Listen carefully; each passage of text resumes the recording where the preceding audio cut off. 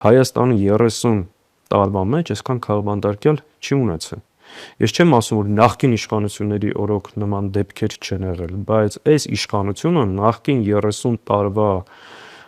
իշխանությունների բոլոր վատ եւ առատավոր բարքերի մարմնավորումն է։ Բոլոր ժամանակահատվածների ամենավատ բարքերը եկել է Նիկոլ Փաշինյանի օրոք, ասես մի հատ ամբողջացել է ու գերազանցել է բոլորին։ Հիմա մենք մեր հույսը պետք է դնենք ոչ թե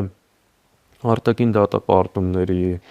չգիտեմ, այլ ուժերի վրա։ Շատ ակնհայտ է, եթե Նիկոլ Փաշինյանը Մոլդովայի, Ռումինիայի օրինակն ենք վերում, ինքը հասկացավ կար իր մրցակից քաղաքական ուժերին չգրանցել եւ Մարսը չի գրանցելու։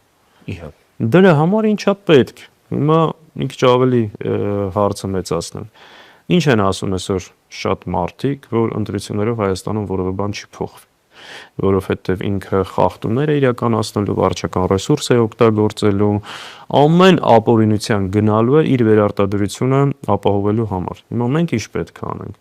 Ոչ թե շարունակ բողոքենք, նվնվանք եւ այս խոսույթով մարդկանց տանենք անտարբերության եւ առասարակ հույսը կտրենք մարդկանց որևէ process-ով իրավիճակը փոխելու։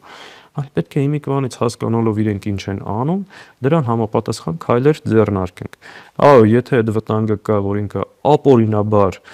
իր քաղաքական հակառակորդներին չեզոքացնելու համար կարող է ընտրական process-ից մեկուսացնել, մենք պետք է հասնենք նրան, որ ինքը հասկանա, եթե գնա այդ քայլին, դա կլինի իր իշխանության վերջը մինչև ընտրություն։ Սա ինչ է նշանակում, որ համաժողովրդական ընդվզում խաղաղ օրինական ճանապարհներով,